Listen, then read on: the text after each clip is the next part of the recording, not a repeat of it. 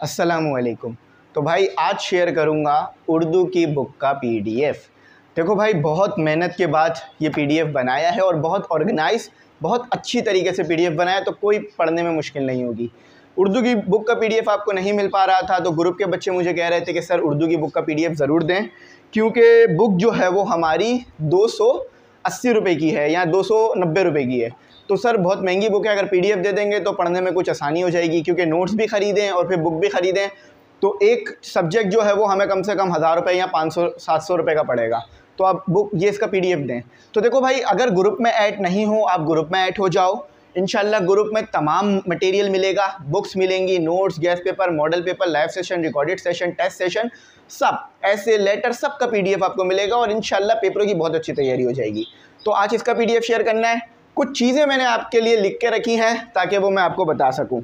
अच्छा, कभी मैंने ये बात जिक्र नहीं करी, लेकिन आज मैं जिक्र करता हूं कि मैंने एक वक्त ऐसा भी था कि मैंने उर्दू भी पढ़ाई थी, ठीक है, उर्दू भी पढ़ाई थी। और वो बिल्कुल जो है वो जब बिल्कुल पढ़ाना स्टार्ट किया था ना कोचिंग में, उस टाइम पे पढ़ाई थी बिल्कुल। एक सेशन पढ़ाया होगा, एक क्लास पढ़ाई थी, लेकिन अच्छी पढ़ा पाया था। अब उन बच्चों का रिव्यू था तो बता रहा हूँ, ठीक है। अब वो बच्चे देख रहे हो तो शायद वो तो खुद अब यूनिवर्सिटीज़ में चले गए। तो उस टाइम पे मैंने पढ़ाई थी काफ़ी टाइम पहले, तो मैं उर्दू भी थोड़ी बहुत पढ़ा चुका हूँ। थोड़ी बहुत मेरी जो है वो उर्दू बेहतर है, लिखने के मामले में थोड़ा शायद कमज़ोर हूँ, लेकिन वैसे बेहतर है, अल्लाह का शुक्र है, पढ़ने के मुकाबले में। तो हम जो है वो नज़ाकत से कभी कभार उर्दू में भी गुफ्तार कर लेते हैं। अच्छा, तो चलो भाई अब यहाँ पर आ जाओ। अब उर्दू के नोट्स भी इंशाल्लाह जल्द बन जाएंगे तो मैं प्रोवाइड आप लोगों को कर दूँगा। अच्छा, सबसे पहले तो आपके पास है मज़ामीन। अच्छा, यहाँ पर मैंने एक बात बतानी है कि किस चीज़ से ज़्यादा पेपर आएगा आपका, ठीक है, किस चीज़ से आपका ज़्यादा पेपर आने के चांसेस हैं, ताकि आप वो चीज़ ज़्यादा करो और उस चीज़ को ज़्यादा पढ़ो और उस चीज़ को आप जो है वो ज़्यादा फोकस दे सको। अच्छा, सबसे पहले आपके पास क्या है, मज़ामीन है। मज़ामीन में आपके पास क्या है, अच्छा अब पहले तो ये चेंजेस थे, अब तो ये बिल्कुल न्यू आ गए हैं। अच्छा, कौमी इत्तेफाक, ठीक है, ये है। मज़ामीन से आपके जो है वो अच्छा खासा पेपर आ जाता है, लेकिन ज़्यादा जो इम्पोर्टेंट है ना, मज़ामीन से भी जो ज़्यादा चीज़ इम्पोर्टेंट है वो है मुसन्निफ़ीन, ठीक है। हाँ, मैं आई थिंक सही इसको जो है वो पढ़ रहा हूँ। मुसन्निफ़ीन है आपके, जिसमें सबसे ज़्यादा अहमद सर सैयद अहमद ख़ान है और ख्वाजा अल्ताफ़ हुसैन हाली।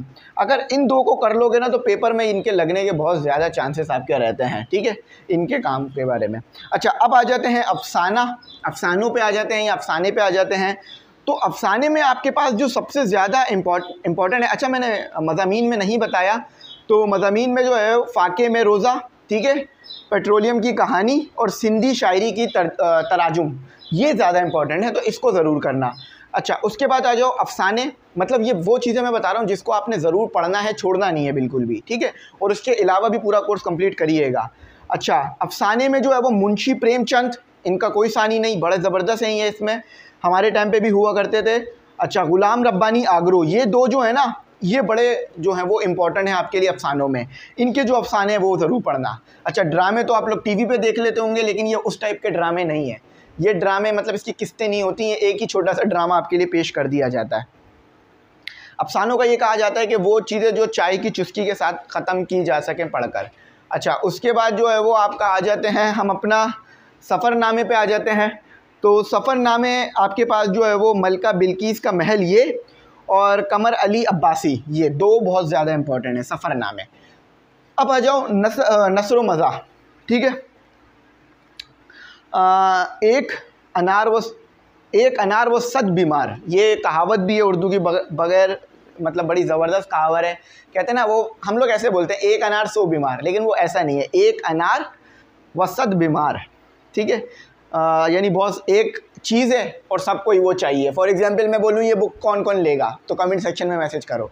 अब आप सब मैसेज करना शुरू कर दोगे, लेकिन ये तो बुक तो एक ही है ना, तो फिर मैं किस किस को दूंगा। तो यहाँ पर ये चीज़ बताई जा रही है आपको, ठीक है। अच्छा देखो, एमी इंग्लिश सेंटर बायोलॉजी को ज़रूर सब्सक्राइब कर लो, उस पर केमिस्ट्री के लेक्चर शुरू हो गए हैं, ठीक है, तो वहाँ पर आपको बहुत ज़्यादा फ़ायदा हो जाएगा। अच्छा, उसके बाद मैंने बता दिया नसर व मज़ा, मैंने आपको बता दिया। हाँ, इब्ने इंशा, ये भी एक है, इनको भी कर लो। शौकत थानवी, ये 3, ठीक है, ये 3 चीज़ें, मतलब सॉरी मैंने वो नाम पढ़ दिए उन लोगों के।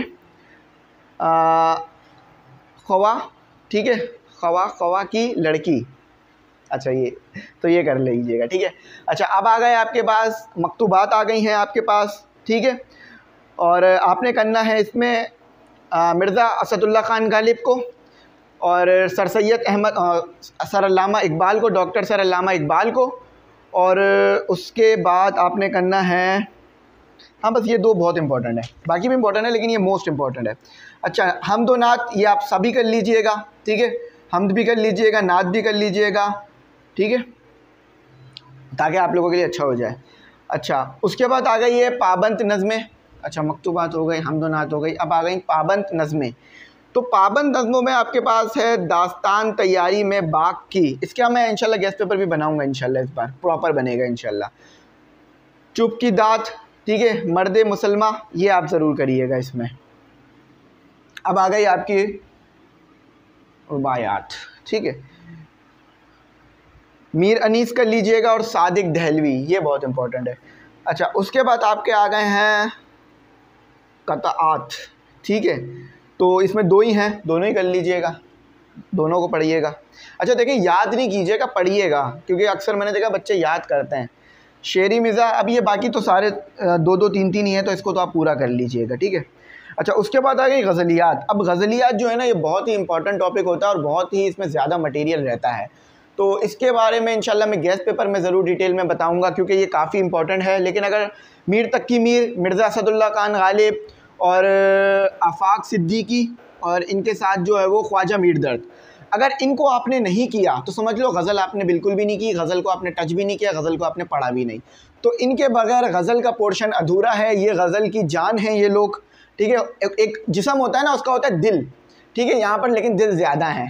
यहाँ पर ये मिर्ज़ा ख्वाजा मीर दर्द और मीर तकी मीर, ये तो बहुत ही इंपॉर्टेंट है। मीर तकी मीर और मिर्ज़ा गालिब, ठीक है, इन 2 में से कौन ज़्यादा इंपॉर्टेंट है बताना हमेशा मुश्किल रहता है, क्योंकि भाई ये दोनों ही बहुत इंपॉर्टेंट है। और मीर तकी मीर का तो कोई सानी ही नहीं है, क्योंकि भाई दर्द व गम इनकी शायरी में ऐसा है कि अगर कोई पढ़ लेना हंसता हुआ इंसान तो वो भी कहीं ना कहीं उदास हो जाए, और अगर ज़्यादा इमोशनल बंदा है तो रोने भी लग जाए मेरे ख्याल से, इतना ज़्यादा इनकी शायरी में दर्द शामिल है। ख्वाजा मीर दर्द जो है वो ज़्यादातर इस तरह के शेर लिखते हैं जो कि इश्क़ हकीकी पे मायने होते हैं, यानी इश्क़ हकीकी पे मबनी होते हैं, तो बहुत ज़बरदस्त इनके शेर होते हैं ख्वाजा मीर दर्द के, मीर तकी मीर के।